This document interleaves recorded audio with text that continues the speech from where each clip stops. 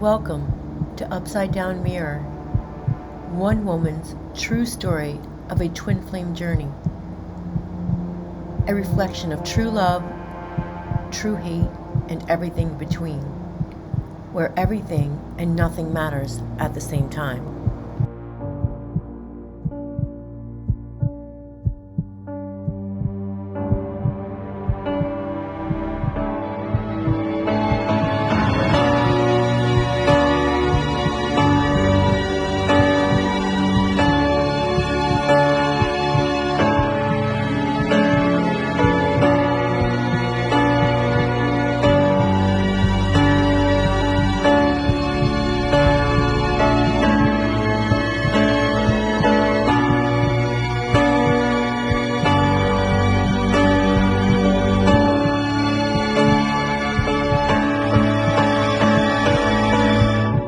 Paradigms shatter as mirrors of shadows cut through indestructible layers, testing the sands of time.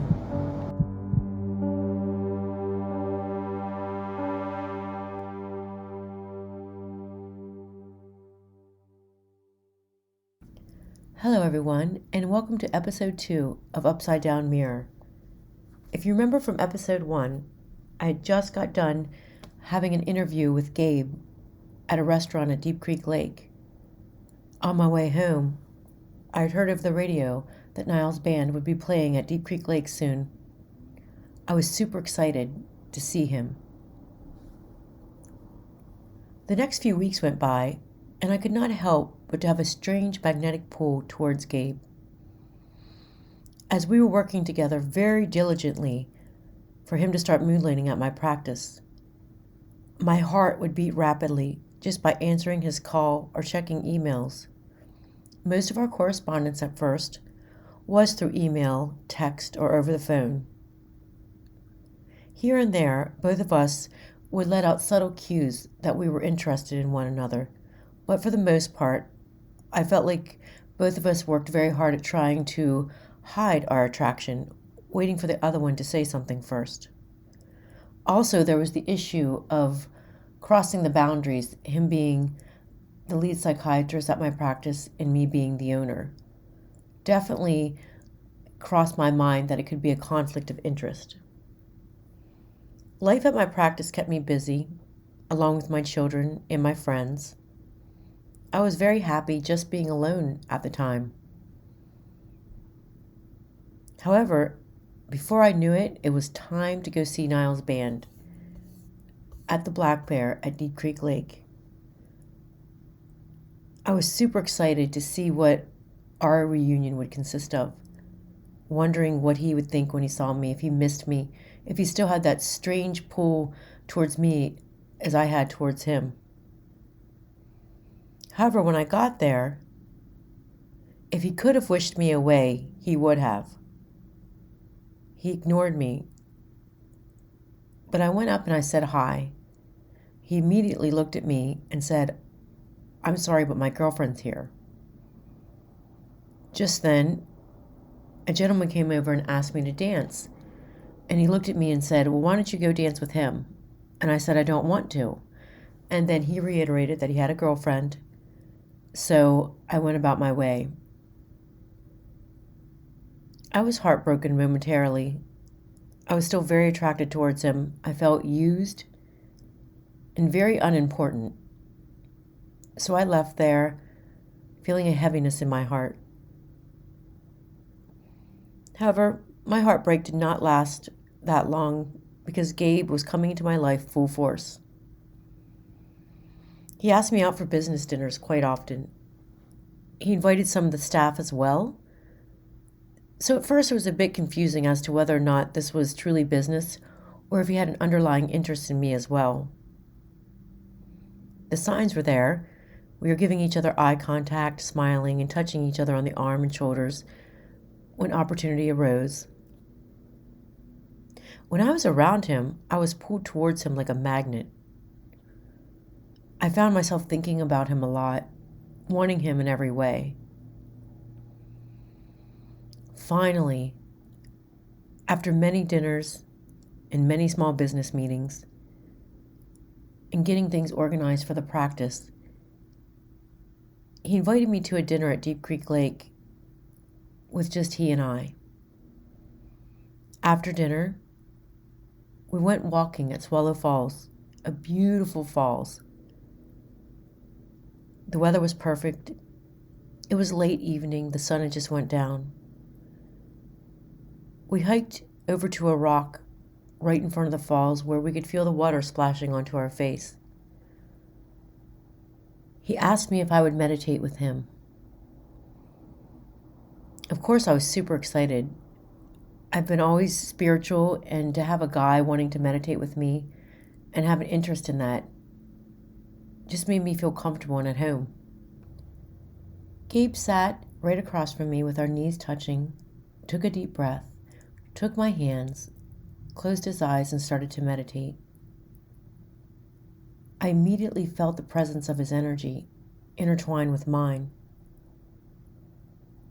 I've always known how to navigate through energy my entire life. I was born psychic. I was super surprised to know that he could do the same thing. This man was truly psychic. I could tell already that he had very powerful abilities. I could feel his energy reading me over, searching me, curious to understand what was going on with me. It's like his energy was navigating through my body. He was imprinting on me. This was different. His imprint was intoxicating. So I opened up my eyes, looked at him as he was still meditating, leaned over, and kissed him. He quickly opened his eyes. He looked at me and jokingly protested and was asking, what was this all about? Just then, he pulled me towards him and gave me a very tender kiss that started out soft and led to a more passionate, pronounced kiss. He was truly, probably the most passionate person I've ever met in my entire life. This man had the ability to read my mind, body, and soul from the start. He was kissing me and touching me in exactly the way I needed. It's like he was a part of me. It's like he could read what I needed, wanted, and desired. Kissing him put me on fire.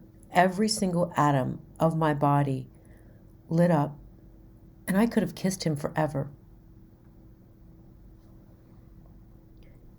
His affection, his kisses were different. They were almost addicting. And what I mean by this is normally when you kiss somebody, and it's a nice kiss, you feel secure when it's over. Just thinking about it, lingering in the aftermath of the kiss, makes you feel secure. But as soon as he was done kissing me, it didn't linger. I just wanted more.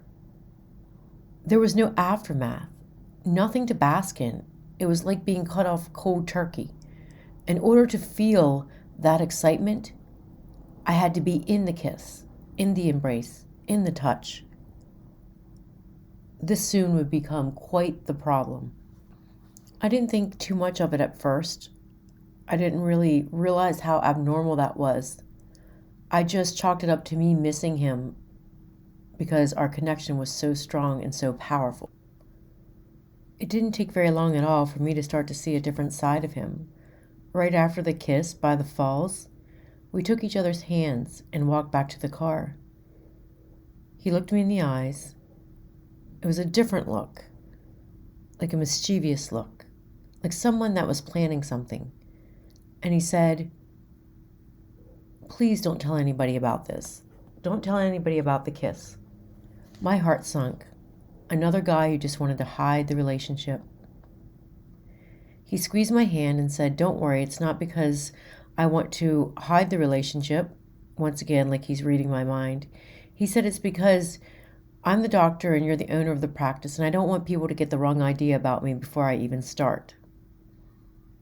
I don't want people to think that I'm trying to get a raise or I'm trying to sleep my way to the top." He said he would like to be able to establish his own first impressions. I understood that and I respected it. So for weeks after this, we kept everything quiet. We didn't do much. We went out to occasional lunches, kissed each other here and there within the office, flirted, talked quite a bit on the phone. However, there were certain things that were really bothering me, even at this point. I could count on one hand how many girls at the practice didn't hit on him. And the way he handled it was very undesirable. He seemed to like all the attention, flirting with these girls, actually leading them on, and letting me know in indirect ways how much power he felt he had in this position over me, with the people at the practice. By this time, I was so into him that I rationalized his behaviors, made up excuses for him.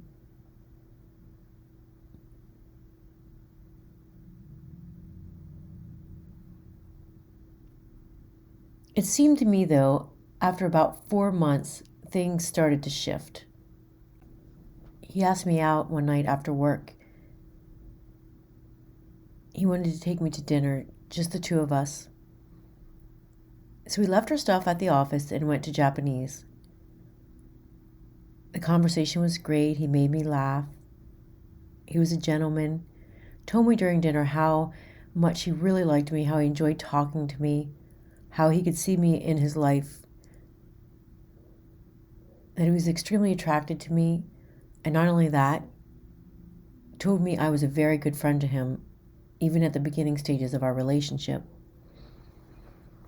I was super excited. It's basically everything I wanted to hear. So we ate dinner and went back to the office. It was quiet. Everybody had left.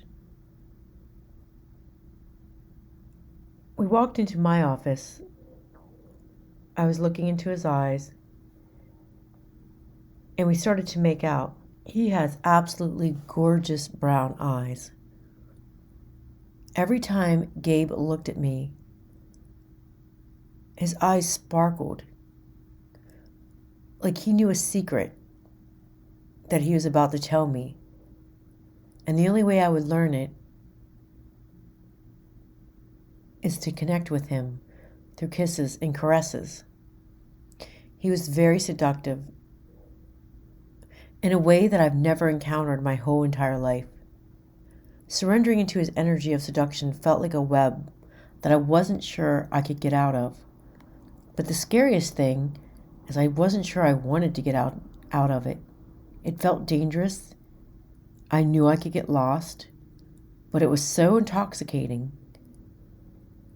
It made me dizzy. In Gabe's web, I wasn't attached to anything. Everything felt like it was up in the air, spinning, some sort of chaos. It was exhilarating. I wasn't scared. I was intrigued. I was ready to go full force into whatever I was feeling. We were making out, exploring each other. And when I got to his penis, I was absolutely shocked. It was phenomenal. I really don't think I've ever came across a penis that was so perfect in my entire life. It was large, not too large, but just perfect. Everything about this man was physically perfect. His seduction was right on. His ability to know what I was thinking, feel what I was feeling, was out of this world. I put my hand in his wavy dark hair and my lips over his full lips and started caressing his perfectly manicured body. I was totally lost in him the first time that we made love. But he did not finish. He satisfied me, stopped, and did not finish. Of course, I'd never experienced that before, so I asked him what was wrong, and he said, soon I would see. Making love to Gabe was so paranormal. It was out of this world, the way that he made me feel. Towards the end of the lovemaking, right after he told me that he was going to withhold his orgasm, I heard music everywhere around us. Angelic fairy music. We often play music in the office, so I just figured that one of the secretaries left the music on for one of the clients that might have been there towards the end. I asked him if he heard it, and he said yes.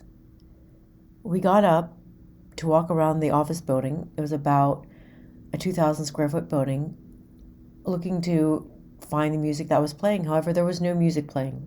None. We just continued to get our stuff together, and during the process, we both stopped hearing the music, so we kind of forgot about it for a while. He was walking me to my car out in the parking lot. When we got to the door of my car, we heard the music again, the same angelic fairy music, as though there were speakers in the sky. I've never experienced anything like it before. We were listening to music from a different dimension, a dimension of angels. To me, that was a sign. That was a sign that he was the angel and that he was bringing forth the music. This must explain why he's so paranormal and psychic, why everything about him is completely magical. I left him feeling turned upside down because I've never been with someone who makes me feel so good, yet so needy afterwards.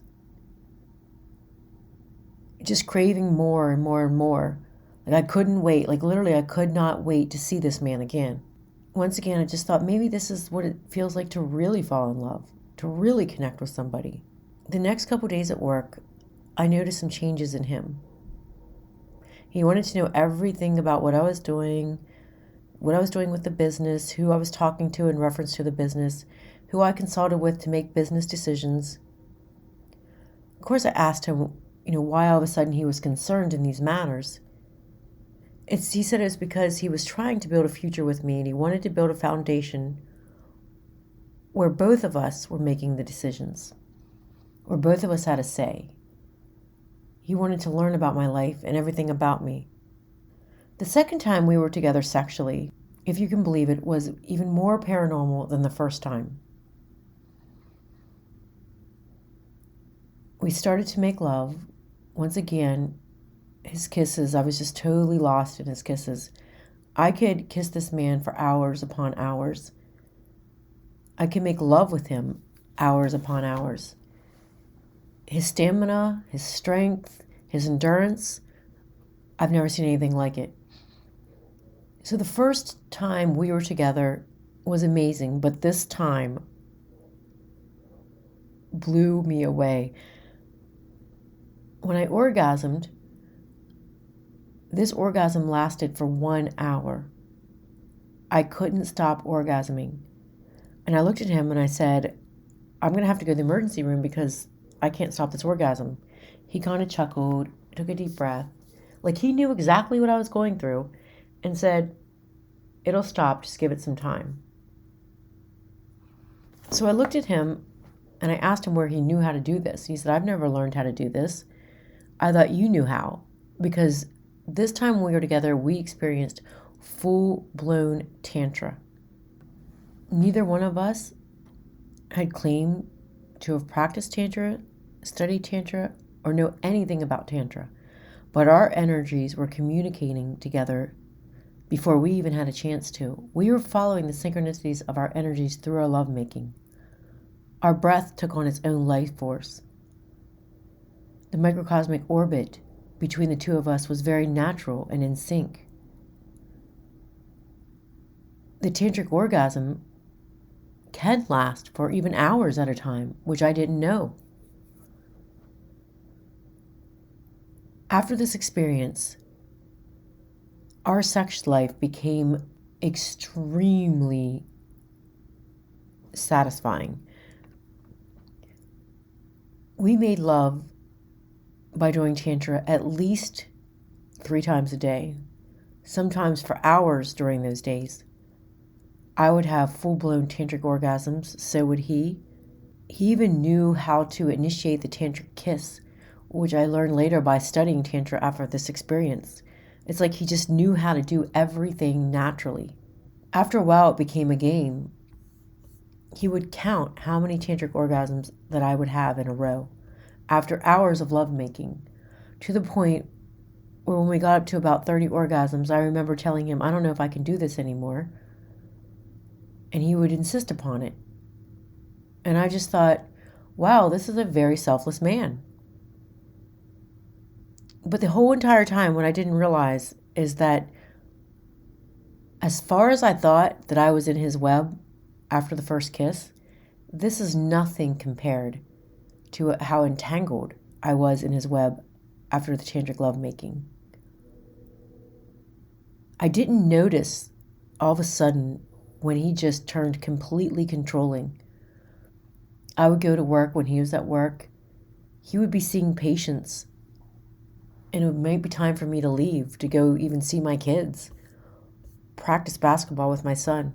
And he would look at me and he would say, if you don't stay here with me, I'm leaving. Or he would threaten to break up with me, or even really threaten to fight. And I would give up things that I normally wouldn't give up for anybody and just sit there under his control. Once again, I just thought that this was because of how connected we were. After all, everybody by that time definitely knew we were in a relationship. Many were concerned about how attached I was to him, my friends and family. There were a few people that didn't like him, saying that they could see right through him. However, I just remember thinking, there's no way that I'm giving up a relationship where I'm this close to the person. He would take me to lunches, bring books that I would totally be interested in, read them with me at lunch, and discuss them with me. All about the paranormal spiritual world, which I'm extremely interested in. One time he invited me to his house, which was about an hour away from my practice and where I live.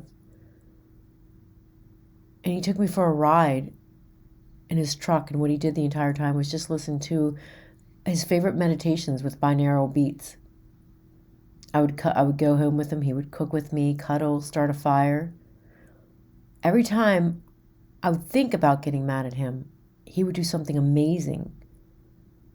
Something that I would dream about a guy doing for me. And then I would immediately forgive him. Our connection just became deeper and deeper. I remember having energy sex across the room.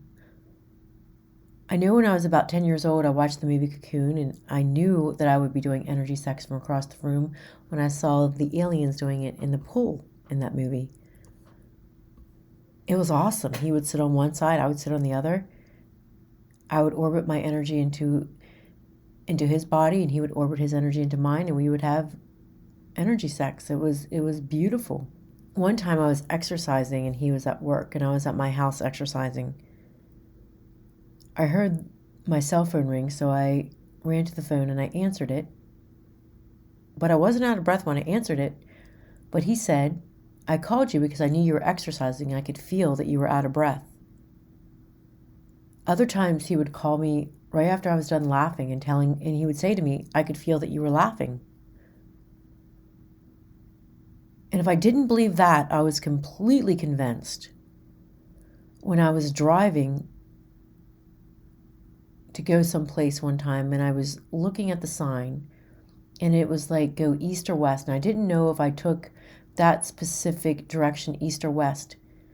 And just as I was thinking where to go, he called me and he said, go west. And I said, how did you know? And he was like, I know you, Rebecca. I know what you're thinking, I know what you're feeling, and I know what you're seeing. He literally knew these things 100%. As weird as it was, this made me feel protected. It made me feel safe. It was like he was always around me, even when he wasn't. I could feel him in me. I fell in love with this man with all of my heart. I knew he could feel it. I knew he knew it. And I was entrusting my life in his hands. I remember one time he took me to lunch. He looks me deep in the eyes. His eyes were absolutely amazing. The type of eyes that showed expression very easily. He could glamour with his eyes for sure. And he looked at me, and his eyes went a little dark.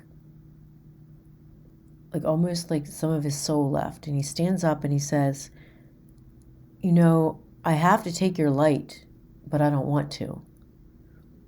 Of course, I was very shocked. I didn't quite understand what he was saying. And he said, you're like a delicate white flower growing with beautiful light around you, Rebecca. He goes, I'm going to take that light, but I don't want to. I really don't. I've never had someone say that to me before. And now I understand it, and I'll get into that later. But the only thing I could think was, I will love him enough where he doesn't hurt me. So I just looked at him and I said, if you don't want to take my light, then don't take it. We were about 4 months into dating when he started to bring up the fact that he believed that him and I were to have a child together, that God, Creator, Source told him that I was to have his child, that he could see that in our future. To be honest, this man was way too selfish to be a father. As much as what I was going through and as much as I was in love with him, I have never introduced him to my children, and my maternal instinct took over, and I would never allow him in my home or near my home when my children were there. So my children had no clue that I was dating this man.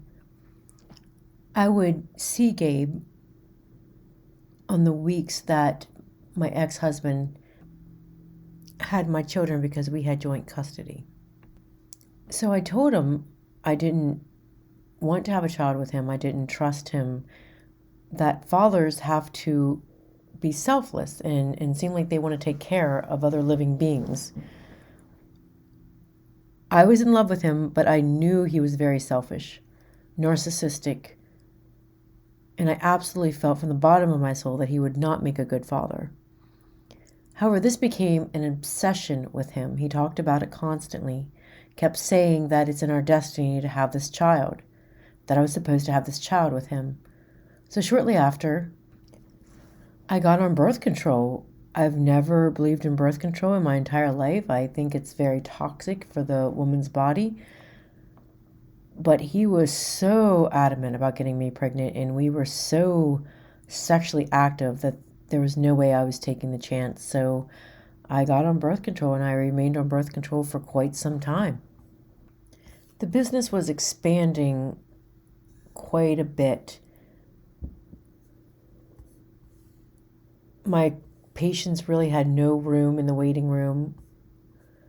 It came to a point where there wasn't even enough offices for the practitioners to see the patients. So we had to make a decision about a building. I had thought about renting a bigger building, but he found a particular building that he wanted, a 3,600 square foot building for the mental health and primary care practice.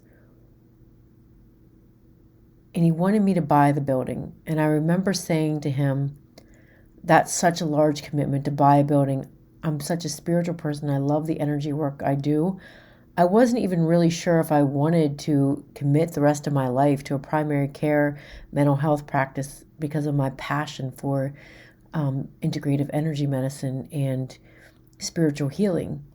He became extremely angry, very, very angry, and said, yelled at me and was screaming that I was going to keep the practice, that he was going to be a part of my life through the practice, and that I needed to be responsible and buy a building instead of renting a building. That was the responsible thing to do. I reluctantly agreed. I was very heavy-hearted with the decision of buying a building and committing full-time to a primary care mental health practice.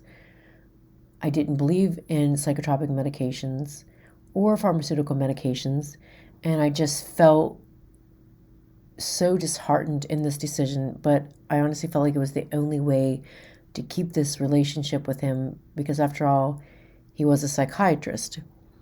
So we found a building that he was very interested in purchasing.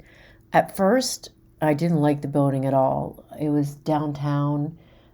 I didn't like the surrounding. It wasn't peaceful. It was city, and he was just saying, he was very adamant about that building, very, very adamant, saying that's the exact location that it needed to be. We had to be in this location. However, everything was going to be in my name, 100% in my name. Nothing was in his name of the practice. It was just mine. So I agreed to go look at the building. My sister, who worked for me, and a few of the administrative staff got together along with him to go look at the building one night after work, the building we were thinking about purchasing. Once again, something very paranormal happened on the way to look at that building. Every single stoplight that we got to turned green before we got to it and let us pass, as though it was giving the green light to buying the building. And I'm not just saying, oh, it was coincidental. It was not coincidental. This was at least 6 stoplights that we had to go through, where as soon as we approached them, they turned green. I wasn't the only one in the car that noticed it. Even people who aren't into the paranormal or really study the stuff or do the work that I do, that were in the car with me, even noticed it. And once again, he smiled like it was just something in his everyday life. So I definitely took that as a sign, like, yeah, this building is the building that we're supposed to get. We walk inside the building. It was huge. It was like a warehouse that we could turn into office space. And he looks at me and he hugs me and says, we can do this together. He's like, I'll do the blueprint engineering of the rooms. We can hire people to build the offices. I'll help, because he said he was very good at construction and engineering. And it's something that you and I will work together on, Rebecca. And, for the first time since the thought of getting a building, of purchasing the building, I was actually excited. My excitement was short-lived, though. A few nights after the decision to buy the building, him and I were making love, and he was telling me how attached he felt to me and how I was a major part of his life, telling me everything I wanted to hear. Once again, I can't begin to even explain in words how I felt in this man's arms. It's like the whole world could have stopped. It was eerie. It was like almost like anything besides him at that moment didn't matter. But then he looks at me, and he was already making quite a bit of money at my practice. He was a 1099 subcontracted employee. I was responsible for 100% of the business expenses, the overhead, the inventory, anything that this business had to pay for or buy was completely my responsibility. Well, he looks at me and tells me that he deserves 95% of what he brings in, which is unheard of for a subcontracted employee who's not paying for any of the overhead or expenses. And I just looked at him and I said, I'm actually going to lose money on you. I won't be able to pay for things. And he said, I deserve it. I deserve 95% of what I bring in. And if you don't give me 95% of what I bring in, then I may have to consider quitting. And I thought about it and I said, well, how am I going to be able to afford everything else in that practice if I'm giving you all of that money? And then he said, all of the good fortune that I bring to you will pay for the remainder of the expenses. Something along those lines. I was very confused. I didn't know what to do, but I eventually agreed to this horrible proposal that he put out.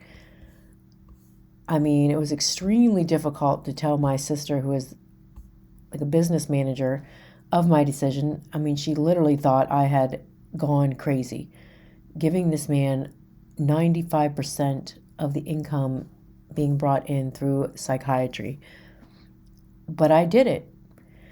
This was the beginning of everything crumbling right underneath of me.